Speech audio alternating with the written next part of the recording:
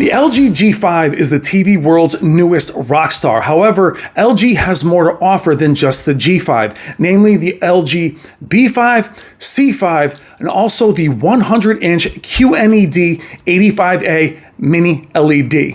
We'll give them some love in this video. Up next.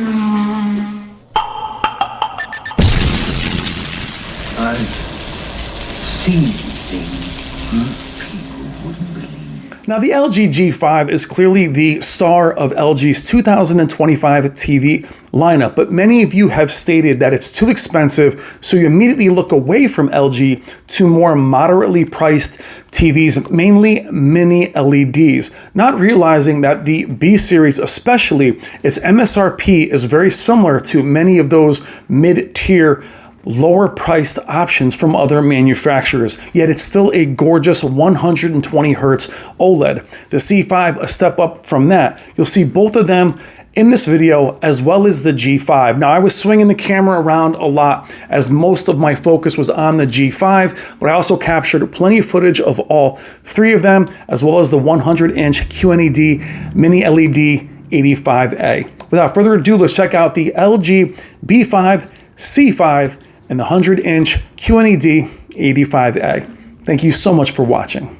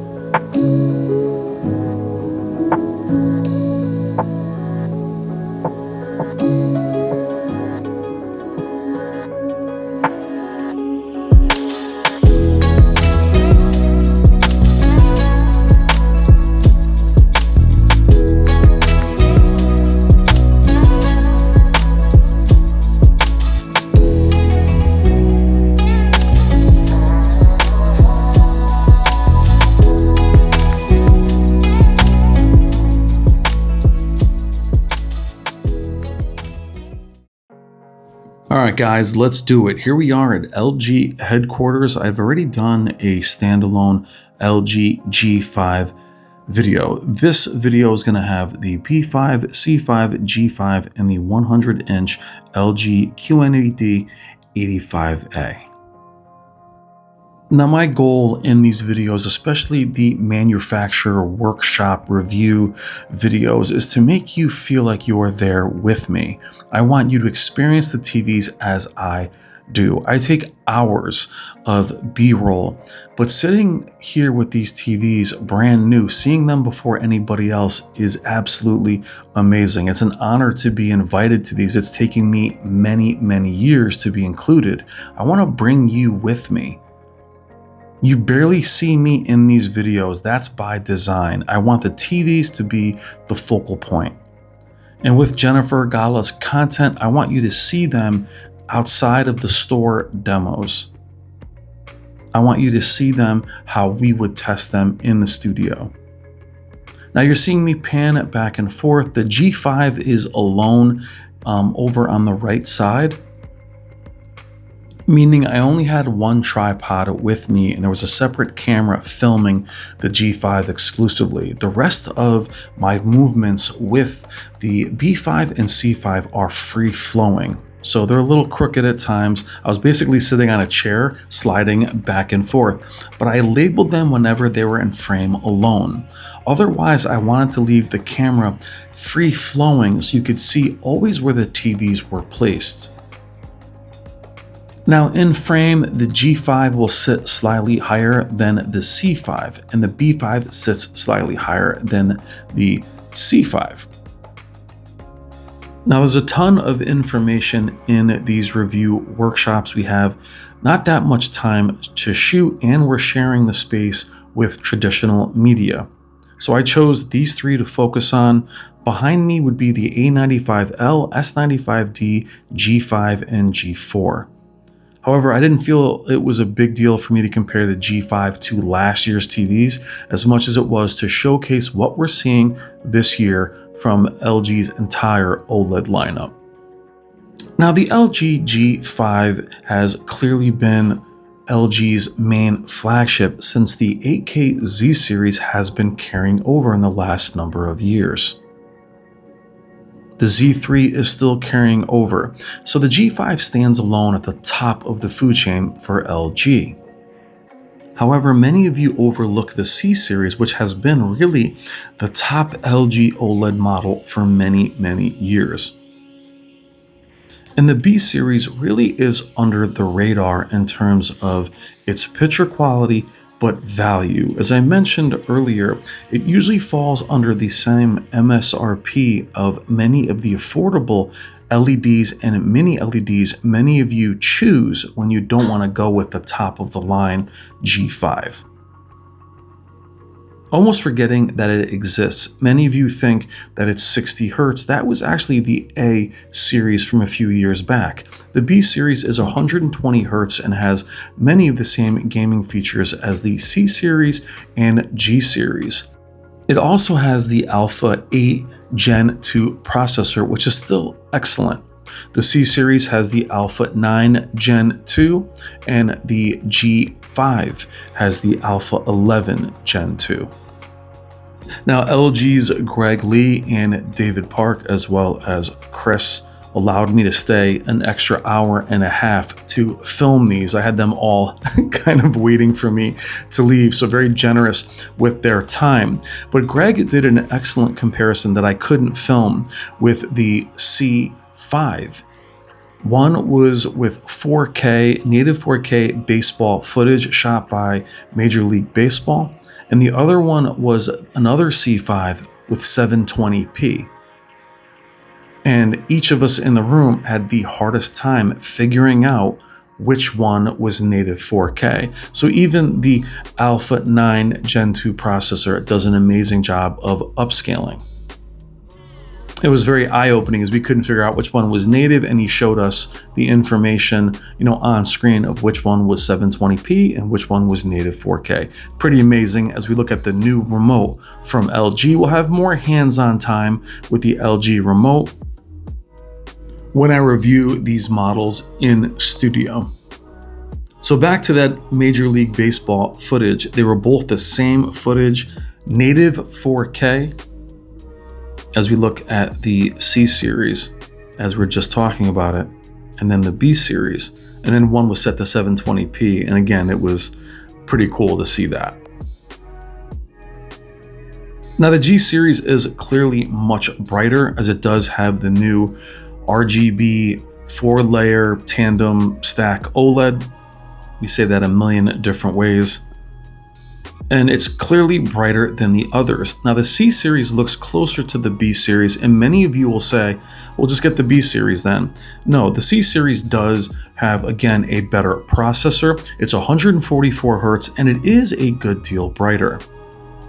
It just doesn't show up in every shot. What I like about the B series, though, is simply because it's not trying to push that brightness. It almost always looks natural and very rich. We had the B series at our M-Wave event last year.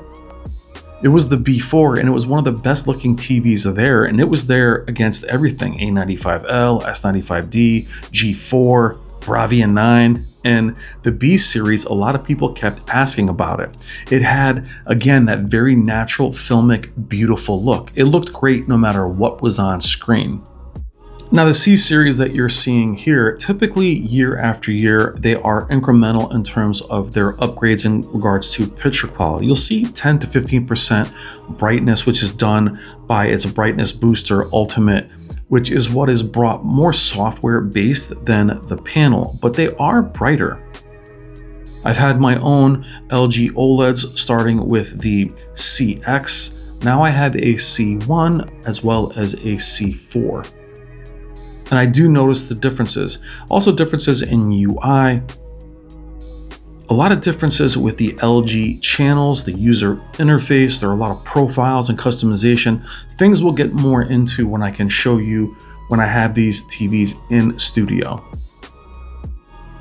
I'll also continue to cover them at Value Electronics. You can actually pre-order these at Value Electronics right now. No deposit necessary. Get on the list. I'm already on the list for the 83-inch G5. I was ready to pull the trigger on the G4, but simply it ran out of time as I was ready to buy it. CES was right around the corner, and there were rumors that we were going to have a new panel, so I waited, and I'm so glad that I did. In my opinion, the LG G4 was the best TV of last year. There was a lot of amazing TVs. The G4 just happened to be my favorite. And the G5 looks absolutely incredible. But I do find it to be a shame that many think G5 or nothing. They'll say to me, hey, I'm looking at the G5, or like I said last year with the G4, it's out of my price range. So right away they look away from LG and look to other manufacturers. What's interesting is they don't look at other OLEDs a lot of the time. They look over at mini LEDs. Now, I love mini LEDs, but there's very little way they can compete, especially at the same size. And the way I'd like to present the B5 and the C5 versus the G5 is the picture quality differences are obvious in a lot of the shots. But when shopping, I want you to say to yourself, which size do I want and which size do I need? If you're looking at a 65-inch G5 and that's all you can swing right now financially, then think about a 77 or 83-inch B5. You still have that thin design on the B5 and the C series. Or look to the C series. For me personally, I much rather get a 77-inch C5 than a 65-inch G5. Why do I say that? Well, the immersion and the beauty of the panels make up for that brightness and color on the G5, in my humble opinion. Now, I believe the sizes available for the B5 are 55, 65, 77, and 83. I'm not sure if there's a 42 or a 48 inch. And the 77 might be something Best Buy only. I think the 83 inch is only Costco, which is even better as far as buying something that you can easily bring home. And you have a great warranty with a company like Costco. Now the C5 has again, 42, 48, 55, 65, 77, and 83. With the 42 and the 48, you're not going to have that brightness booster addition. You will have the updated processor and all the UI features. LG is also the only manufacturer that has Dolby Vision Filmmaker mode, which now has a new ambient mode. What I like about that is Dolby Vision Filmmaker, if it appears dark to you, it's actually beautiful on the LG TVs. Best Dolby Vision implementation in the business. The ambient picture mode will bring the brightness up when needed, and we tried it, works amazingly. Now, for me, in the last few months of 2024 and the intro of 2025, beyond CES, I've been covering mostly mini LEDs, and they have come such a long way with their image quality and viewing angles. But look at to the side here. Nothing can touch an OLED. And even all the TVs that I review, when I get home to my own C1 and I game on it in a dark room, I'm like, wow. So that infinite contrast and instant response time is incredible. And the reflection handling on the G5 is far better than it is on a typical OLEDs. You don't have to have a matte screen. It's still a glossy screen. Now the C5 and the B5 have your typical glossy screens. C5 is much brighter than the OLEDs of the past, and the B5 doesn't really ever look dim when you see all of them together. Now the C5 and G5, there is a big difference in terms of brightness, and what makes the G5 really stand out this year is retaining color at that higher peak brightness. But you can see the differences here. They are subtle, but they are there in terms of brightness. But you can see how the B5 actually looks more natural. It's not trying to push that brightness. It has more of that traditional OLED look. Now, when you see me pan like that, you can tell the G5 is way at the end, which is why I didn't label it. And then now I'll label it when I'm focused on just these two. Now, what are your thoughts on the B5 and C5? Do you just get blinded or just wowed by the G series and forget to look over at the C series and B series? Another thing is the B series and C series have the traditional OLED design. They have the very small black bezel.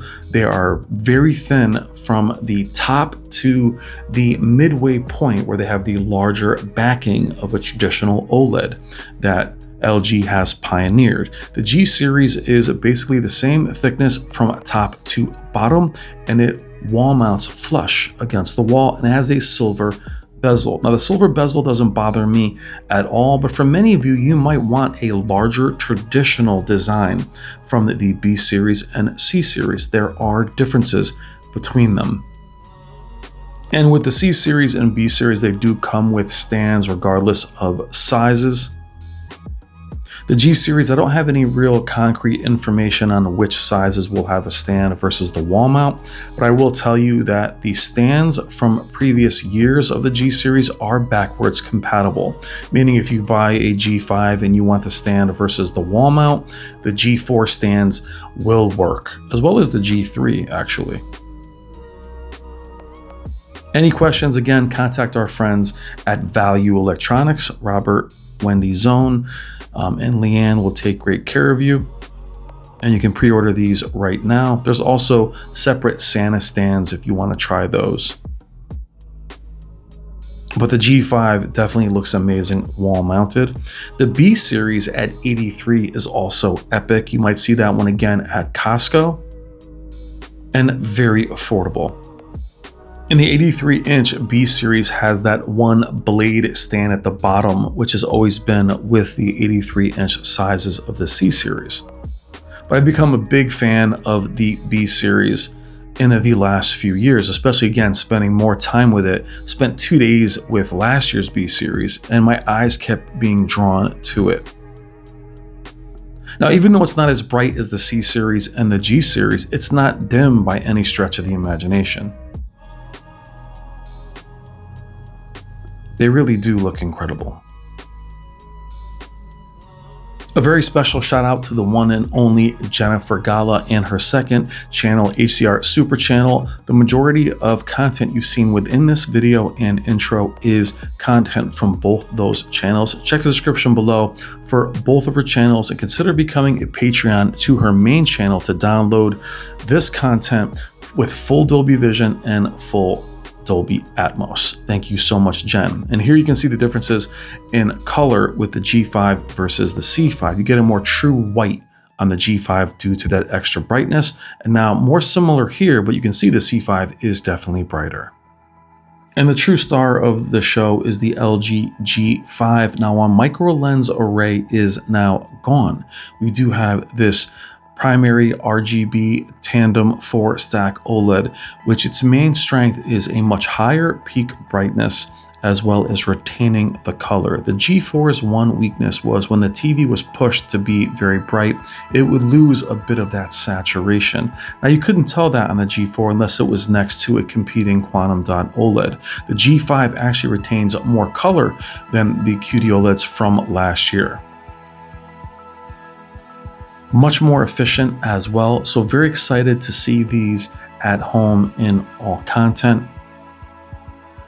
As I mentioned, I've seen enough to make me really want to buy the G5 for myself.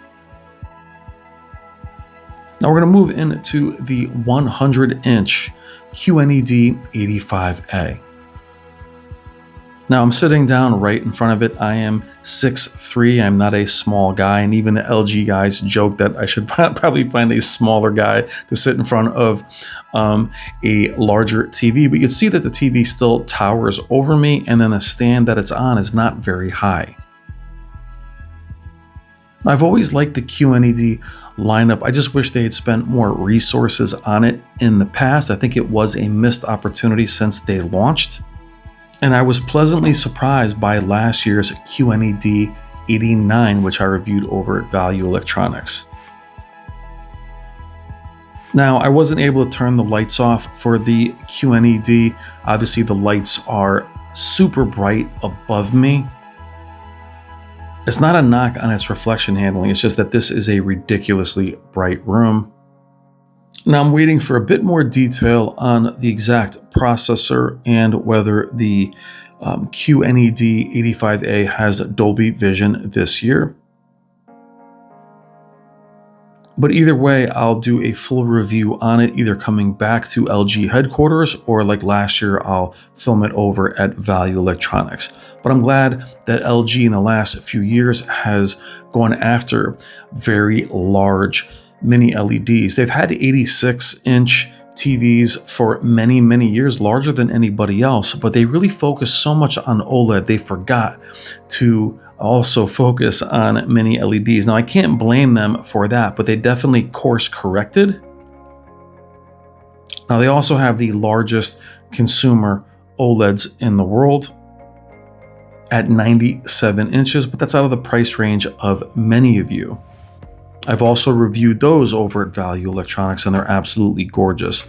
But I have been very pleased with last year's QNED 89 and that this year's QNED 85A definitely improves upon that concept.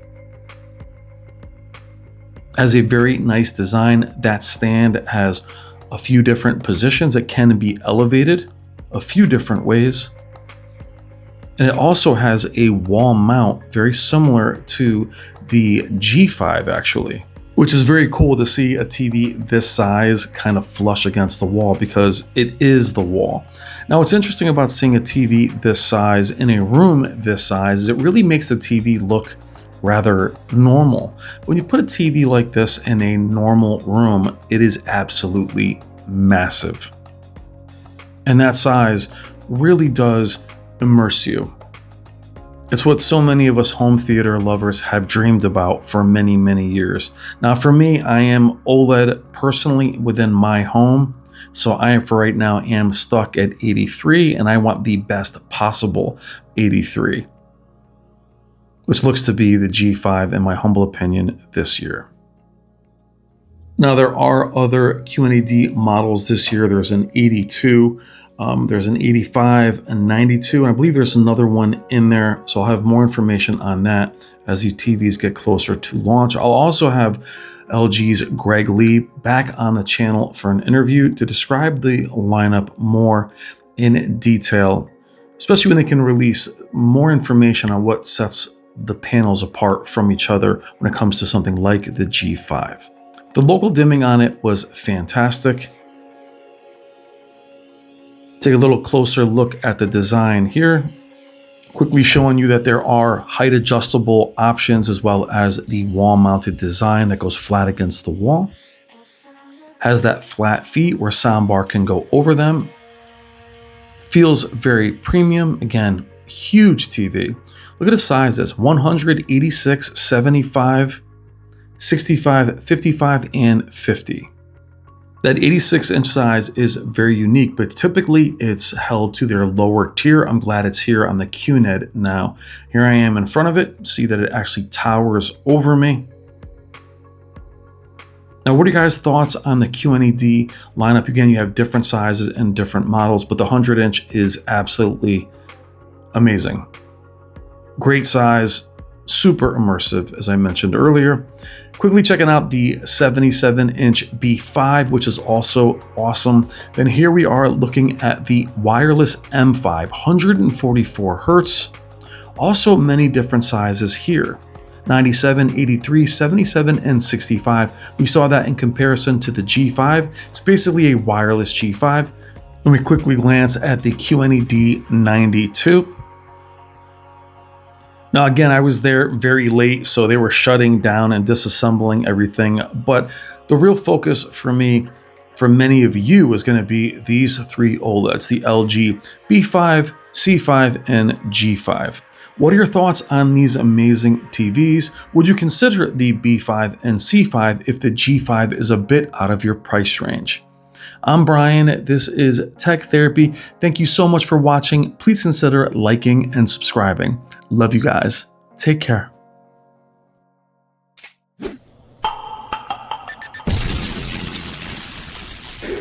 It's better